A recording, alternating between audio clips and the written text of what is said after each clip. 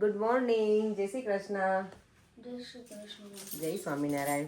આજે મંડે મોર્નિંગ તો નહીં, ઓલમોસ્ટ આફ્ટરનૂન થવા આવી છે ને. આજે છે બેંક હોલિડે, તમે બધા ઘરે છીએ અને બહારનું વેધર એટલું બકવાસ છે કે કંઈ જવાય એવું છે નહીં, બહુ જ ઠંડુ પણ છે. એટલે અને દેવમને આજે ટ્યુશનમાં જવાનું છે. દેવનો ફેસ જો કેમ એવું કરતો હતો દેવમને કહું છું એની કાર લઈ આવ. દેવમ જા બેટા બનાવ લેગો નીચે લઈ હા, ના એનામાં ટ્યુશન છે, પર અત્યારે ટ્યુશન છે દેવમને. 12 વાગે.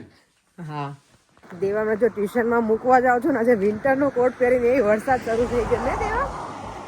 એને દીકુ ઠંડી લાગે છે, બરાબર ઠંડી લાગે છે અત્યારે. કાલે સારું થયું વરસાદ નહોતો, લકીલી એ લોકોનું ઘરનું વાસ્તુ પૂજન સરસ થઈ ગયું, કારણ કે આ વરસાદ હોય તો પબ્લિકને ક્યાં બધાને રાખવું. એ ભગવાને જો કંઈક સારું જ કર્યું હતું કાલે, સરસ પ્રસંગ પતાવી દીધો. અત્યારે હવે દેવાને ટ્યુશનમાં મૂકી પછી કંઈક ઘરે કામ કરીશું. હવે ઘરે આજે ક્લિનિંગ તો કંઈ છે નહીં, બધું પૂરું કરી નાખ્યું સવારમાં જ. જોઈએ હવે કંઈક કિચનમાં પ્રોગ્રામ કરે, કંઈક બનાવે એમ. એટલે નવું વરસાદ જેવો માહોલ છે ને, તો જો અહીંયા બધા ઝાડને આજે પાણી મળી જશે. તમે શું કરતા હતા? જો મારા નણંદ જોડે વાત ચાલુ છે અમારે. તો એમાં શું, જેવા હોય એવા જ હોવા જોઈએ મનીષાબેન. લ્યો, હા એટલે જ ને, તેલ નાખતા તો એવા જ હોય ને યાર, આપણા ઉપર ખુલ્લા હોય ને.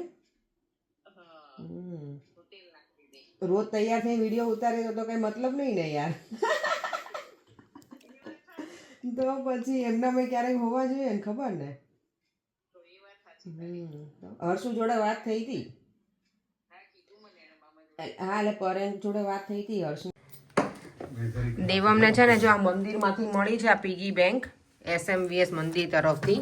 ત્યાં જે આ મૂર્તિ પ્રતિષ્ઠા મહોત્સવ છે ને, તો એના માટે થઈને બધા છોકરાઓના સેટરડે આપી હતી. અને આમાં છે ને એવરીડે કેટલા કીધા છે દેવા મૂકવાના? 1 પાઉન્ડ. 1 પાઉન્ડ. દેવામ તો આજે કેટલા મૂકવાનો છે? આજે પહેલું મુહૂર્ત કરે દેવ મંડેથી, હે ને. આપણે એકલું 1 પાઉન્ડ નહીં મૂકવાનું, એટલે 1 પાઉન્ડ ને 11 પેન્સ એવી રીતે આપણે એવું કે. હા, એટલે એમાં મૂકી દે. જય શ્રી સ્વામિનારાયણ. અને એવરીડે મૂકવાનો છે ને તું, નહીં? અને આમાં જેટલા પણ મની કલેક્ટ કરશે ને દેવમ, એ મૂર્તિ પ્રતિષ્ઠામાં પછી જ્યારે કરવાની છે ને, ત્યારે આ બધા લોકોને આખું પીગી બેંક જ ત્યાં આપવાની છે મંદિરમાં. તો આ એક સારો આઈડિયા છે, સેવા પણ થાય સાથે, અને છોકરાઓને પણ ખબર પડે કે મંદિરમાં આપણે દાન પુણ્ય બધું કરવું જોઈએ ને. યા દેવને જો ટ્યુશનમાંથી લઈ આવી અને હવે બનાવી છે આજે લંચમાં સેન્ડવિચ. બહુ કંઈ નાખ્યું નથી, ચીઝ નાખ્યું છે, પેપર્સ છે, અને શેઝવાન ચટણી અને નોર્મલ કેચઅપ, પછી ટોસ્ટ કરી લીધી છે. તો દેવમને આપી દઈએ, અને પરેંગને પણ ખાવી છે. પરેંગ અહીંયા આવું છે, આ તો પરેંગને ઊંઘ આવે જ ને. પરેંગ ચલો દેવમ અહીંયા જ બેસવું છે સોફા ઉપર, કરતા રૂમમાં જાઓ ને, કિચનમાં જ. ઓકે લે દેવમ.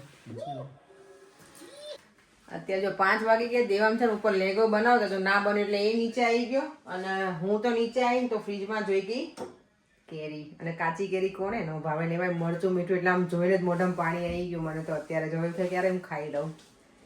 કેરી કોને ભાવે કાચી કાચી? અને એમાં જો આ તો પેલી છે આપણે રાજાપુરી જ હતી, આઈ થિંક અથાણાની હોય ને, એટલે પણ કેસર કેરી ને એ પણ કાચી, મરચું મીઠું. ઓ માય ગોડ, એટલી મસ્ત લાગે ને. ગામડે જતા ને ત્યારે બહુ ખાતા.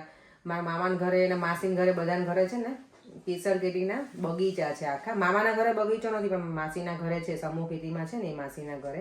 તો ત્યાં જઈએ ને ત્યારે છે ને ઘરેથી મરચું મીઠું લઈને જઈએ. અને મામાની વાડીએ હતા, તો મામાના ઘરે જતા ને ત્યારે ઘરેથી મરચું મીઠું ભરીને જઈએ ને ત્યારે છે ને આખું મીઠું આવતું. મને યાદ છે ને ત્યારે બહુ નાના હતા ત્યારે, તો ઘરે પેલામાં વાટી અને પછી લઈને જઈએ વાડી, અને પછી ત્યાં ખાઈએ, એટલી મજા આવે ને.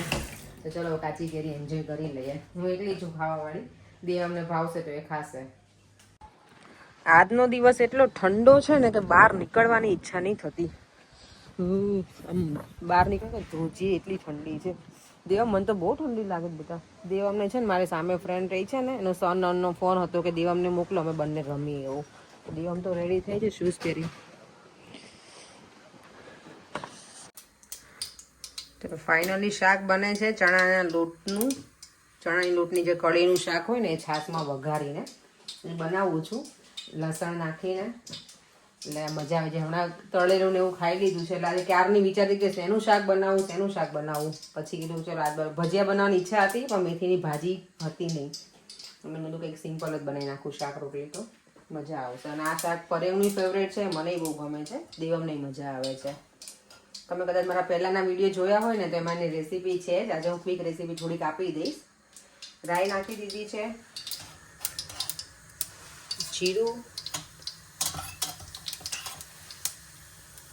હિંગ અને લસણ.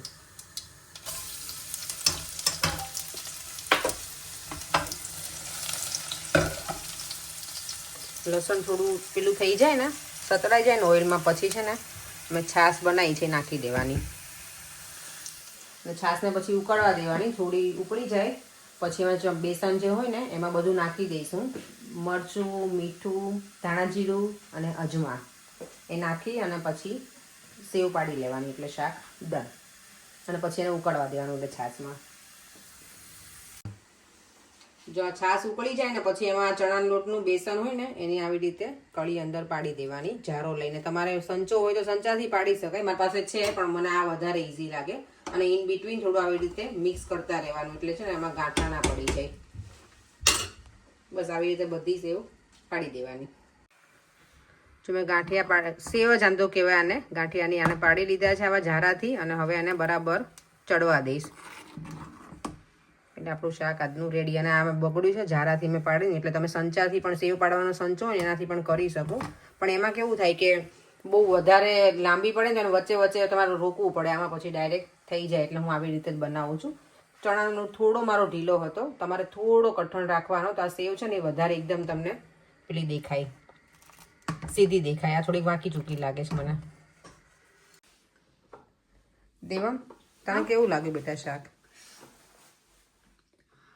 તારે મને ઓલું નથી આપવાનું, શું કહેવાય, નંબર કેવું નહીં, તને કેવું લાગ્યું? સારું લાગ્યું કે નહીં એવું કે ટેસ્ટમાં ગમે? હું થિંક કરું કેટલો જબરો છે ને આ છોકરો. ચલો, જો મારું ડિનર રેડી થઈ ગયું છે. ચણા લોટની કળીનું શાક છે, રોટલી છે, અને આજે જો કેટલા બધા અથાણા લઈ લીધા છે. કેરીનું છે, આ રીંગ મરચાનું અથાણું છે, અને ઓનિયન, અને જોડે છાશ તો મારી હોટ ફેવરેટ છે, એ મને જોઈએ જ.